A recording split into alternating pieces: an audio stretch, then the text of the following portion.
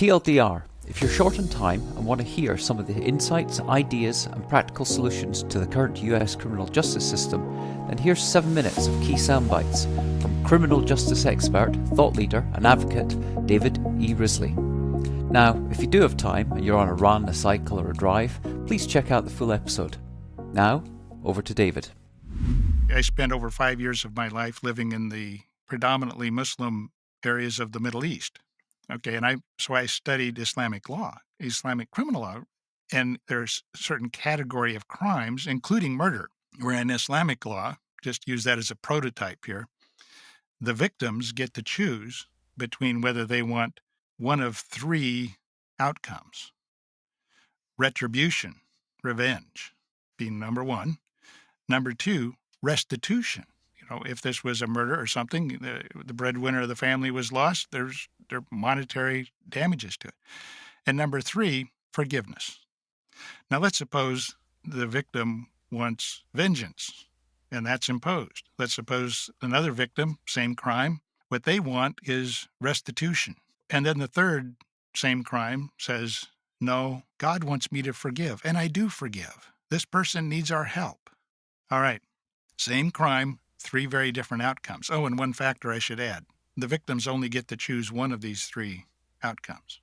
Okay, so now you end up with very disparate outcomes for someone who committed the same crime for the same reasons with the same perpetrator needs that they may have. Is that justice? So the question you posed, does it have an easy answer? No, but definitely the interests of victims have to be first and foremost.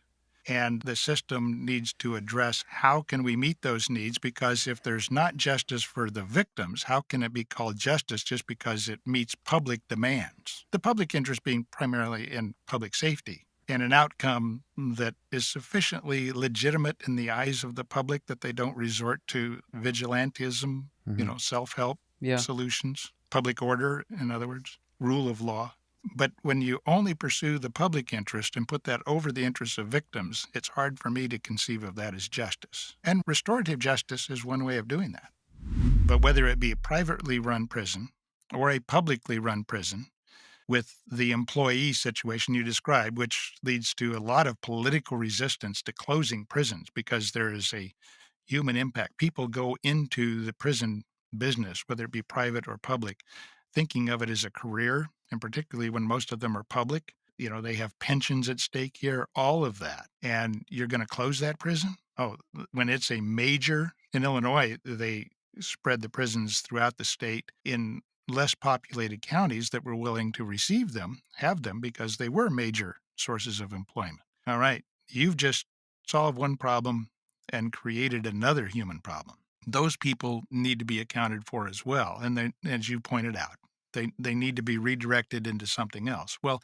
how do you do that? Ultimately, you have to set up a system of incentives that are aligned with the desired outcomes. And you can have programs that are actually social programs, privately run programs, drug rehabilitation programs, programs for dealing with various behavioral health issues, mental health issues, dealing with trauma, school systems that are paid a certain level based on, so that they can run their program. But their future viability as service providers is dependent upon achieving certain outcomes, benchmarks. And when their paycheck is tied to achieving desired results, outcomes, they can become pretty innovative about how to best achieve those. And when you go through a system of cost-benefit analysis, which approaches in prison, out of prison, which services are most cost-effective, which is, by the way, another thing that the SPAC, the Sentencing Policy Advisory Council, does,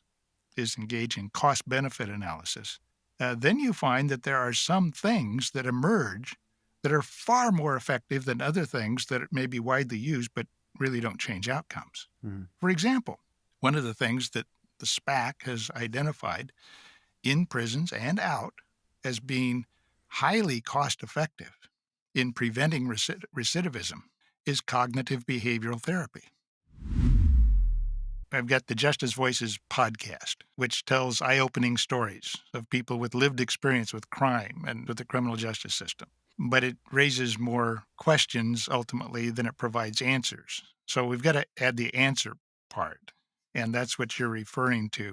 And that we are calling Justice Visions. And the Justice Visions project will essentially be what you've talked about, convening, bringing together, and seeking to synthesize as a groupthink, design thinking process to come up with consensus on superior solutions, and then to publicize those. Now, we've got a strategic plan that's posted as a blog piece on our justicevoices.org. But why does it fall on me? It doesn't fall on me. There are lots of people, literally thousands of people, asking the same questions. But if nobody does anything, nothing's going to change. You can Google Ready Chicago. It's a program, a project of the Heartland Alliance in Chicago. So if you go to heartlandalliance.org/ready, spelled READI, you'll come to that program. Now, what that does, a guest on the Justice Voices podcast program, Eddie Bocanegra, he's now working with the Department of Justice. He describes the Ready Chicago program. They've coupled with a university going through the big data analysis that you're talking about to identify the people in the high crime areas of Chicago who are most likely to become the victims of violence. And then they approach them. Why?